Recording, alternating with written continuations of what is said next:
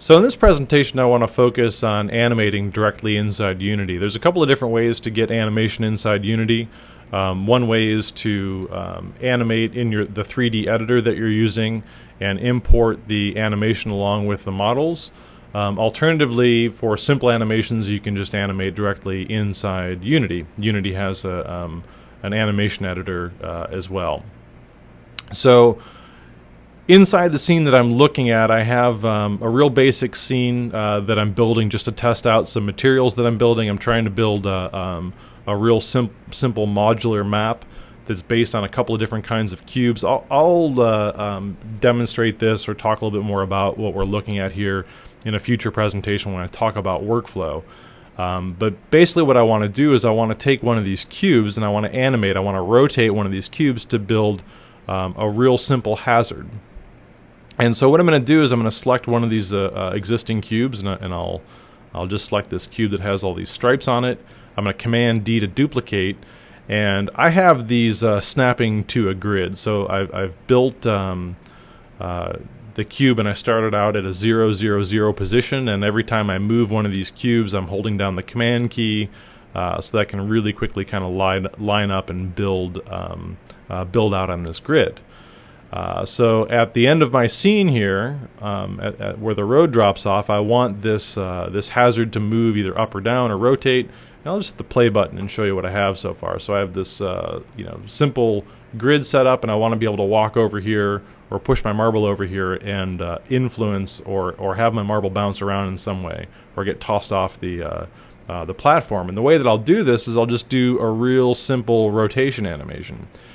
Now, in order to start animating, I want to be real cognizant of what I'm trying to do inside Unity. Now, I could script this animation. Way back when we first started looking at Unity, I had a real simple rotation script, and that would be one way to do this. I could just animate in a script, tell it to rotate along a given axis, and run the script or attach the script to this object and let it animate.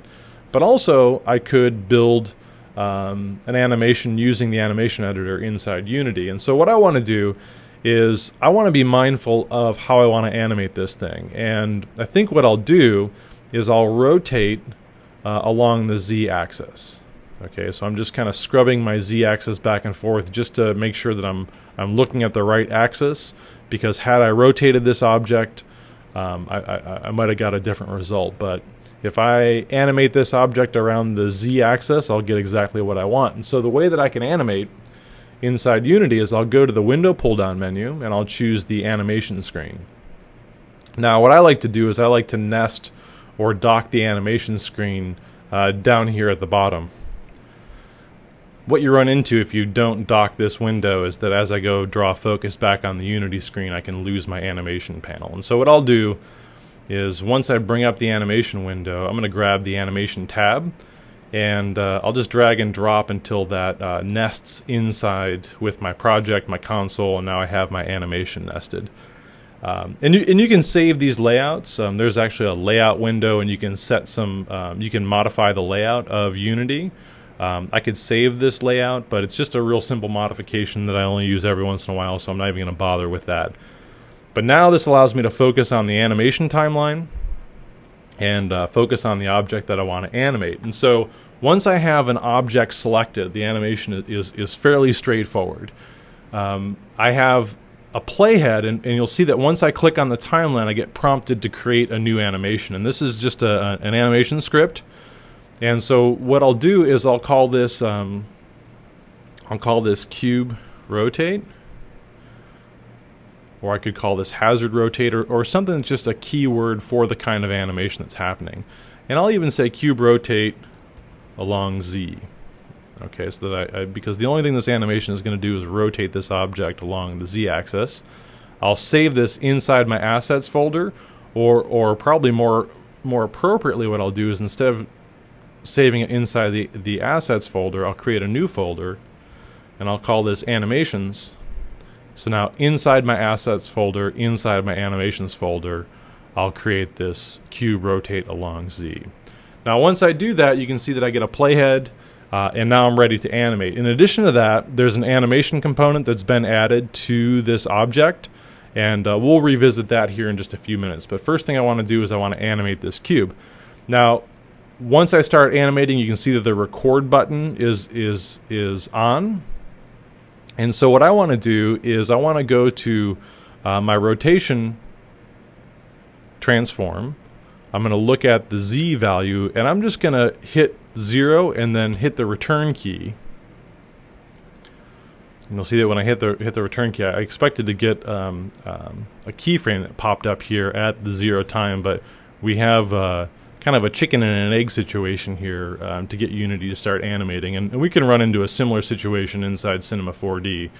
But what I'll do is I'll just animate backwards, and so what I'll do is I'll advance the playhead, and what we're looking at is we're looking at fractions of seconds here. So by default, this is 1 second, so this is not 5 seconds here. That's 0.05 seconds, and so this is 1 second of animation. This is 2 seconds, and I can zoom in and out with my mouse wheel. I can scroll along with my scroll bar here. And so what I'm going to do is I'm going to advance my playhead out to 2 seconds. So I'll just have to roll my mouse out a little bit. I'll advance my playhead out to 2 seconds. And what I'll do is I'll key in the value of 90 degrees along the 0 axis. So I'll just type in 90 and I'll hit return. And what I get is I get now a keyframe, and I start to see the F curves that are happening here according to the scale, the rotation, whatever the transform position is here that we're affecting. I'm going to scrub my playhead back to the beginning of time, and I'll just type in 0 and I'll hit return, and so now we start to get this increase here, just graphing the animation that we have. And now I'm going to turn off the record button. I could play the animation, or I could scrub the playhead, and I start to see what the animation is. Now currently the animation only plays for 2 seconds, and it rotates 90 degrees. And so if I play my simulation and I look in the general direction of that animation, by the time I look at it, the animation is already done. So what I can do is, as long as I have that cube selected, I can go into the animation component, and there's a couple of things that I can focus on in the animation component. The first thing is that whether the animation is turned on. If I toggle the animation checkbox, that'll cause the animation to not play. Okay, so the animation script is still attached, but there's no animation occurring. And that's something that I could toggle inside of a script if I want to. But I'll keep the animation turned on. I could tell it to play automatically, and again, that's something else that it could play as soon as the object wakes up or loads. And again, that's something that I can control through the script as well. Animate physics, I'm not quite sure off the top of my head what that's going to do for me, or maybe I do. Basically what I'm going to do is I'm going to get a more accurate animation of that cloud that's attached to it. But if I have any question and that isn't real intuitive to me, remember, I can just hit that question mark over here in the top right hand corner, and that gives me an overview of what all these different components are in that window that I'm looking at.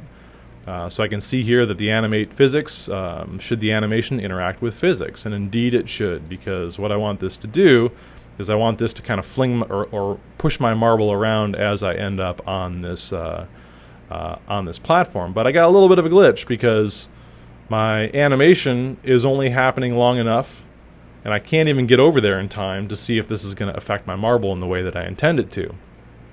Well, what I can do is, let me just turn on animate physics, because you'll see that we'll get a more accurate collider rotation here. If I look at this animation drop-down menu, inside the animation drop-down menu there's an element to the animation, and it says cube rotate, and if I just double click on that element, it'll take me into the inspector for that animation element, and I can set the wrap mode, or what happens when this animation is over. And the wrap mode for the animation, I could tell it to play once, which is in fact the default. I could tell it to loop or ping pong, so play forward and then play backwards. Okay, but in this case I'll just tell it to loop, and I'll hit the play button, and now that animation will continue to loop. And so what I can do is I can get on top of this,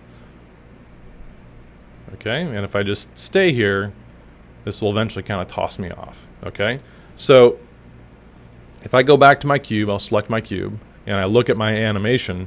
If I turn animate physics off, you'll see that I can still interact with that object, but I just get a less accurate representation of the physics, and so it's not really going to work as well with the object. It seems to be working pretty well, but as I speed up this animation, I'm not going to get such accurate physics happening here. So I'm just going to animate the physics.